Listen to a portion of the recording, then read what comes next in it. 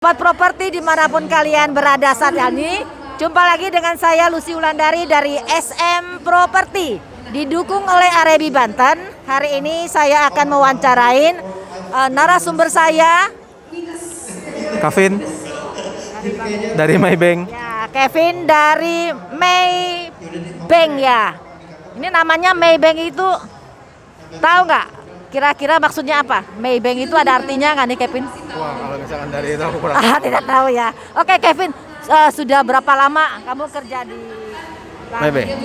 Oh, kalau misalkan di Maybank, aku new joiner, baru kurang lebih 1 tahunan di Maybank. Cuma pengalaman sebelumnya aku banyak, karena aku berdasarkan dari KPR juga sih. Iya, jadi Kevin ini pengalaman sebelumnya udah di bidang KPR juga ya, tapi jadi ilmunya banyak loh mengenai KPR bank ya.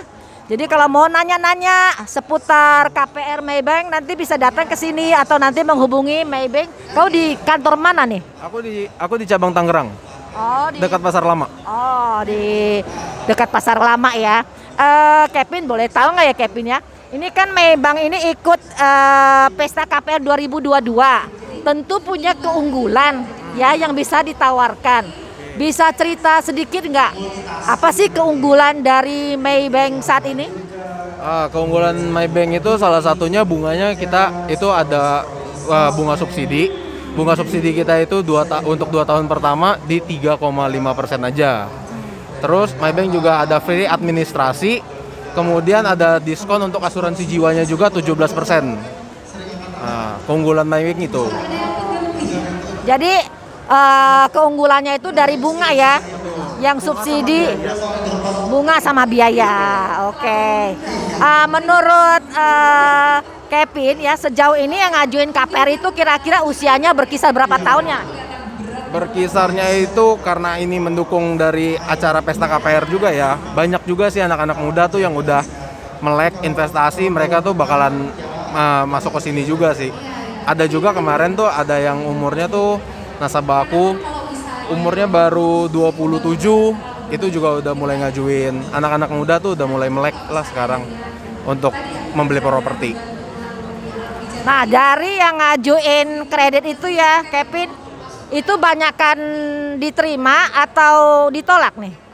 Wah, kalau misalkan pengajuan kredit itu kan berdasarkan data ya Bu ya. Jadi kalau misalkan datanya mendukung, kita pasti nggak ada alasan untuk nolak gitu. Cuma kalau misalkan datanya jelek, BI checking kolek 5 sebenarnya susah juga, karena kan itu jadi habit kan.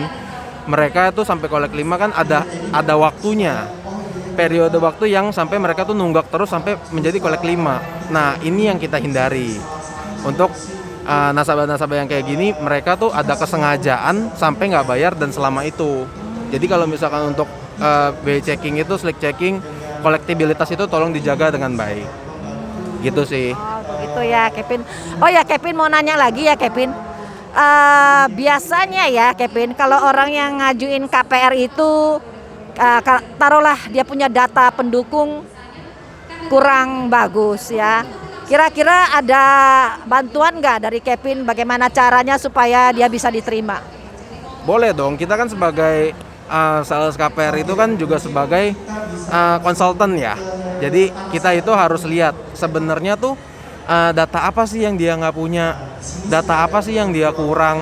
Dari data-data yang kurang ini bisa gak kita ajuin, bisa gak kita arahin. Kalau misalkan bisa diarahin, kayak misalkan contohnya pengusaha itu kan yang paling banyak istilahnya mereka itu cuma usaha tapi nggak punya legalitas.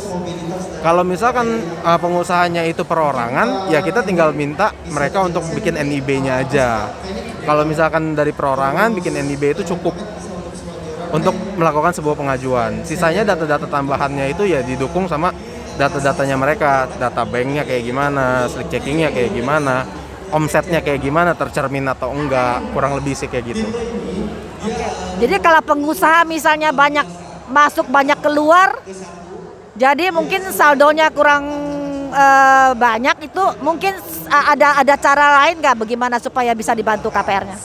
Ada dong. Kalau misalkan pengusaha itu kan jarang yang nyimpen duit. Mereka tuh lebih utamain stok mereka nih untuk usaha berikutnya. Karena kan kayak misalkan contohnya pengusaha beras, mereka kan nggak mungkin jualan beras, duitnya disimpan, abis itu nggak restock lagi, gitu kan? Biasanya mereka akan restock terus.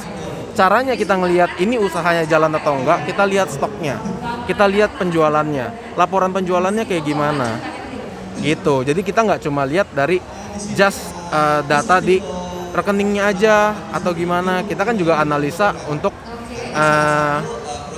usahanya dia. Kita datang ke tokonya dia, kita lihat stoknya dia, kita lihat laporan penjualannya, match gak nih, gitu. Penjualannya, pemasukannya kayak gimana, itu sih. Oke, jadi sangat mensupport ya, meskipun di rekening bank uangnya tidak banyak sisa, tapi dengan cara mendatangi customer, dilihat dia punya stok barang, itu bisa juga ya jadi pertimbangan ya. Terus Kevin mau tanya lagi ya, tentu melayani tidak hanya primary ya, tapi ada juga secondary ya. Nah untuk secondary misalnya seseorang pengen beli satu properti yang suratnya dijaminkan penjual di bank lain, kira-kira dari Maybank bisa nggak dibantu untuk take over?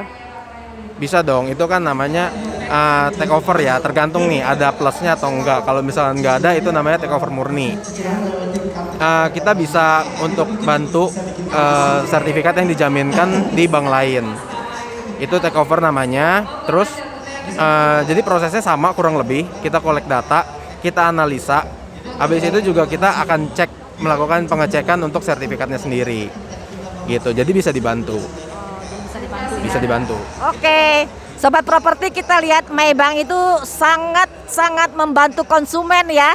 Bila ada masalah apapun bisa dibantu untuk cari jalan keluar yang terbaik ya Kevin ya. Nah, jika kalian masih membutuhkan informasi lebih lanjut bisa mendatangi kantornya Kevin Maybank di Pasar Baru, Tangerang ya. Demikianlah sekilas info tentang KPR dari Maybank. Terima kasih atas perhatian kalian semuanya. Sampai jumpa.